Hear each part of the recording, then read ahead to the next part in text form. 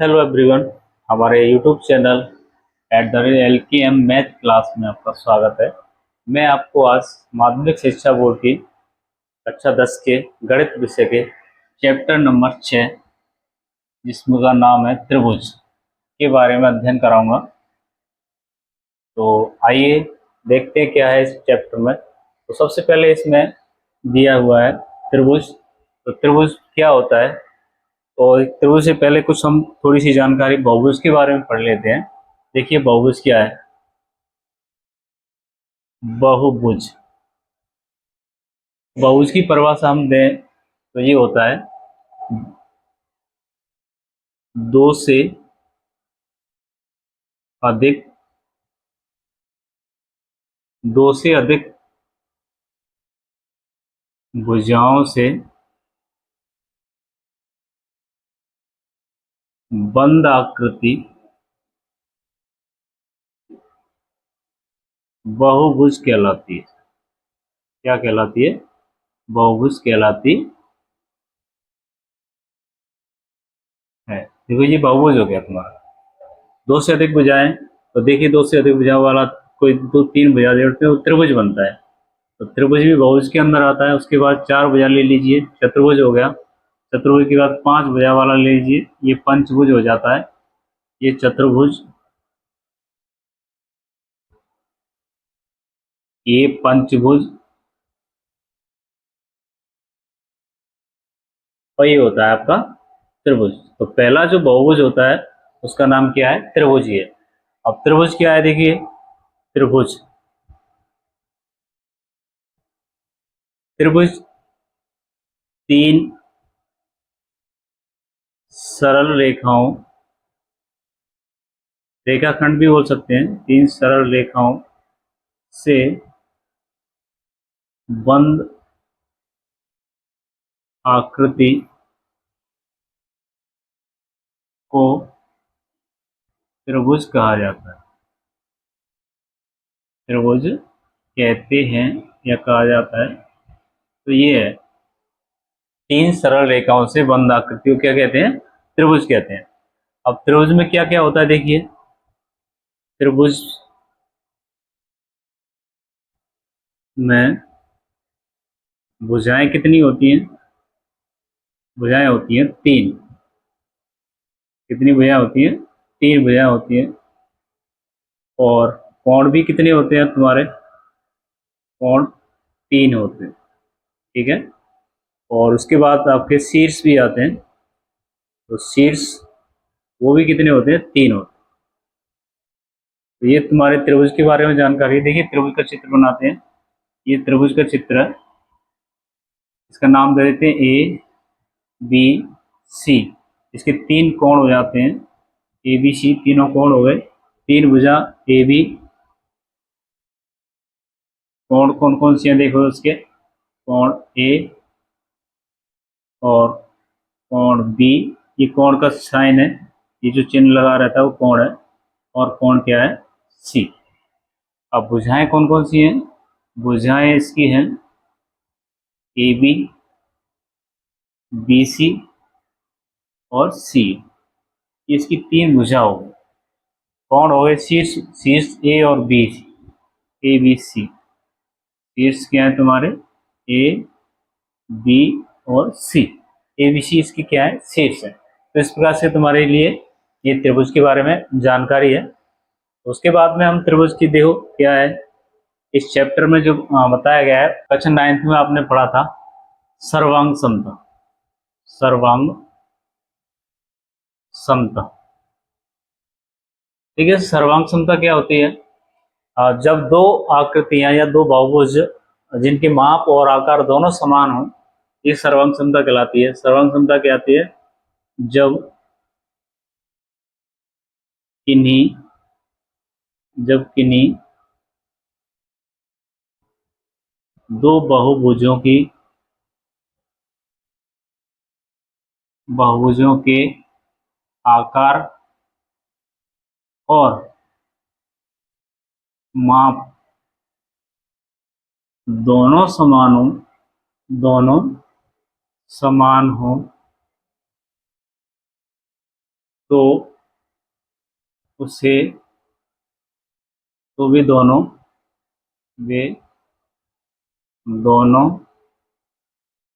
बहुभुज में त्रिभुज चतुर्भुज ये भी आते हैं। बहुभुज क्या होंगे? सर्वांग सम होंगे, सर्वांग सम होंगे। ये सर्वांग सम का नियम है कि दोनों का आकार, दोनों बहुभुजों के, किन्हीं दो बहुभुजों के आकार और माप दोनों समान होते हैं, समान होते हुए दोनों बहुभुज क्या होते हैं? सर्वांग सम होते हैं। बहुभुजों के आकार और माप दोनों समान होने चाहिए, तब भी सर्वांग समता कहलाते हैं। देखो सर्वांग समता का जो साइन होता है वो क्या होता है? चिन्ह। ये इसका चिन्ह होता है।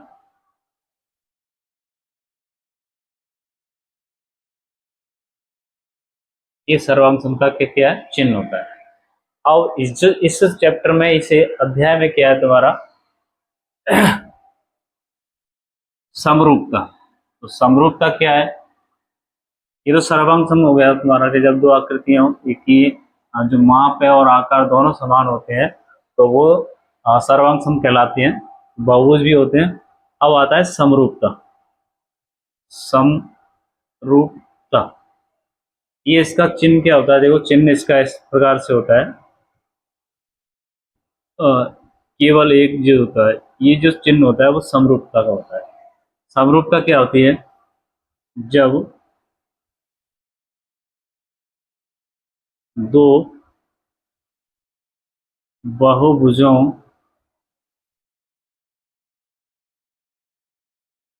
के आकार समान हो तथा माप आवश्यक रूप से समान नहीं हो तो वे समरूप कहलाते हैं। ये समरूप होते हैं।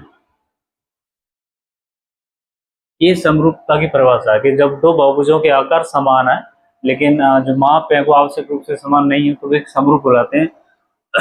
उसके बाद में क्या है? देखिए समरूपता। अब बहुभुज समरूप कब होते हैं? बहुभुज समान भुजा वाले, यानी ऐसे बहुभुज, इसको लिख लेते हैं एक चीज नोट करके जो समरूपता के लिए महत्वपूर्ण है, तो नोट करके लिख लीजिए इसको। ऐसे बहुभुज, ऐसे बहुभुज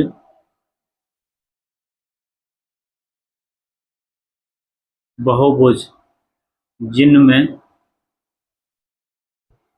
जिनमें भुजाओं की संख्या, भुजाओं की संख्या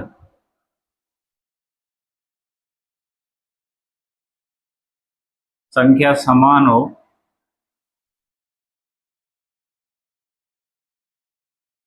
तो वे दोनों समरूप होंगे।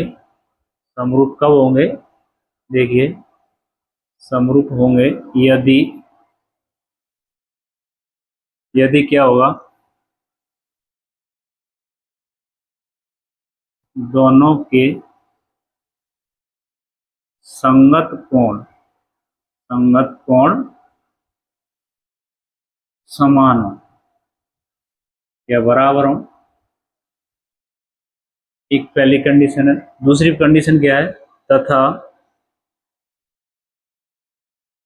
ये उसकी दूसरी हो गई, उनकी संगत भुजाएं, संगत भुजाएं क्या होनी चाहिए? संगत भुजाएं समानुपाती होनी चाहिए, समानुपाती हो। तो वे दोनों बहुभुज कैसे होते हैं? समरूप होंगे। समरूप होंगे यदि दोनों के संगत कोण समान है और उनकी संगत भुजाएं कैसी होनी चाहिए? समानुपाती। तो ही वे त्रिभुज क्या होंगे? समरूप होंगे। नहीं तो सॉरी, त्रिभुज नहीं, बहुभुज। बहुभुज दोनों कैसे होंगे, समरूप होंगे। तो ये एक कंडीशन है जो आपको लिखनी है या याद भी कर रखनी है, जिससे सवालों को हल किया जाएगा। इस प्रकार से त्रिभुज भी क्या होते हैं,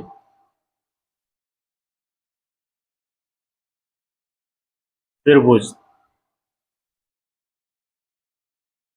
दो त्रिभुज समरूप होंगे, समरूप होंगे यदि, दो त्रिभुज समरूप होंगे यदि उनके संगत कोण बराबर हों तथा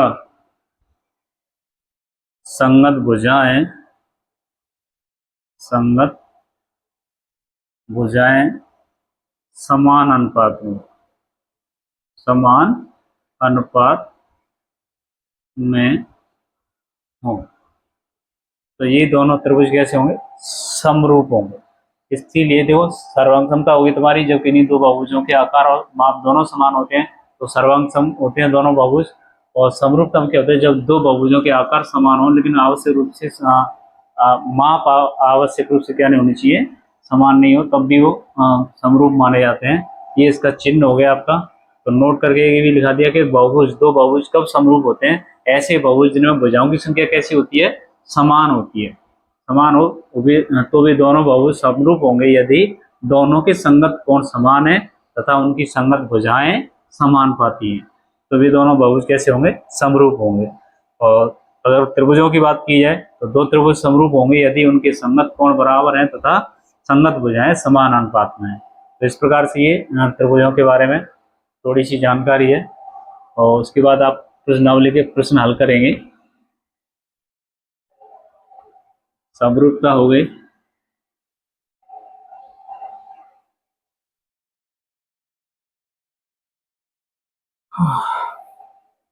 अब आते हैं देखिए, ये अभी मैंने बताया कि भुजाओं का यदि